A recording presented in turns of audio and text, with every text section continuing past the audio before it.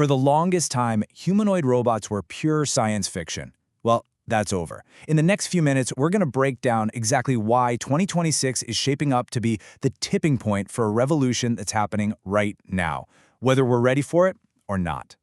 And let me be clear, this is not some far-off future prediction. The breakthroughs, the products, the geopolitical race, it's all happening in real time. We've literally gone from quiet lab experiments to a full-blown industrial shift in less than 24 months. And you know the money is already moving. Top tech investor Cathie Wood, who famously predicted Tesla's insane growth, is now calling humanoid robots the single biggest AI opportunity out there, period. That tells you just how massive the economic stakes are. And it's not just the investors. The builders themselves are all in. Elon Musk believes Tesla's future value isn't even in cars anymore. He says its Optimus robot will make up 80% of the company's value. Think about that. That's not a side project, it's the entire game.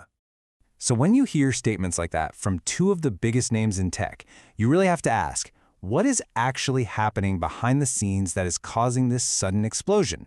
What did they see that the rest of us are just now starting to wake up to? Well, the first part of the answer is kind of hard to believe. In labs all across the world, the fundamental physical capabilities of robots have suddenly, and I mean dramatically, changed. We are not talking about small incremental improvements here. We're talking about brand new artificial muscles that can lift 2,000 times their own weight, robotic eyes that are powered by nothing but the light in the room, and maybe most shocking, humanoids from China that cost less than a new iPhone. And the real kicker? The AI now gives them physical intuition, a huge barrier that's just been broken. So this revolution isn't coming from just one single discovery. No, it's actually three separate fields, all hitting their exponential curve at the exact same moment. It's like a convergence engine firing on all cylinders. You've got these incredible breakthroughs in material science, like those artificial muscles. Then you have the AI software giving the robot a brain. And finally, you have manufacturing breakthroughs that make mass production possible.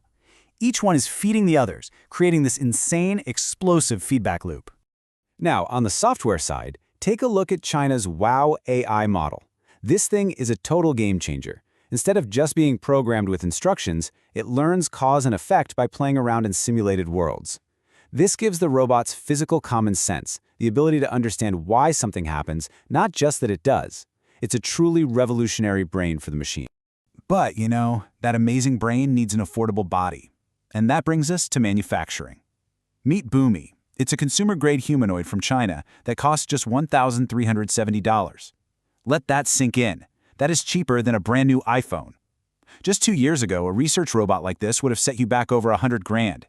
This isn't just a price drop, it's the starting gun for mass production. So, you've got the mind, the body, and now it's affordable. What happens next? A race. A fierce geopolitical race. And the stakes are way higher than just building the best robot. This is a battle to define the entire future of manufacturing, labor, and AI on a global scale. And the two main players here, Tesla and China, have completely different playbooks. Tesla is betting everything on its all-in-one AI-first approach to create a superior product from the ground up. China, on the other hand, is using its massive, state-backed industrial power to go for sheer scale and speed, driven by this national urgency to solve its shrinking workforce problem. Whoever wins this race could very well set the tech and economic standards for the rest of the world for decades. And if you need any proof of just how serious China's national effort is, just look at the patents. Over 7,700 patents related to humanoid robotics. Compare that to around 1,500 in the US. This isn't just a corporate strategy for them. It's a national mandate to win, and they are pouring unbelievable resources into it. So, why does any of this global race matter to you? Because the finish line isn't a factory on the other side of the world. It's your office, your warehouse, and yeah, eventually, your living room. This technology is about to get very personal, and that brings up some really tough questions. First, let's just talk about trust. The early models that show up in your home, they won't be fully autonomous. They'll be teleoperated. That means there's a real human, a remote operator somewhere, controlling it, seeing everything through its eyes, and hearing everything through its microphones. So are you really comfortable with a complete stranger having that kind of unfiltered access to your home and your family? Next, the one everyone's worried about, your job. Now, the first wave of automation is going to target roles in warehouses, sanitation, and on assembly lines. But that first wave alone puts an estimated 47 million jobs in the US at risk. This isn't some slow, gradual shift. The economic disruption could be massive, and it could arrive a lot faster than we think.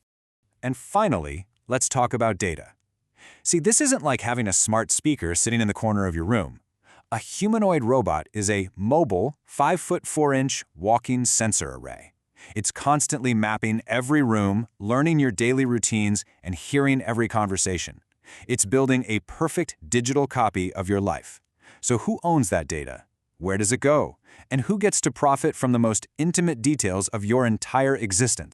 Okay, so you put all of this together, the new superpowers, this engine of convergence, the global race, and all the personal implications, and it really leads to two very different, competing visions of what our near future is going to look like. On one hand, you have the optimistic view, a world of abundance, right?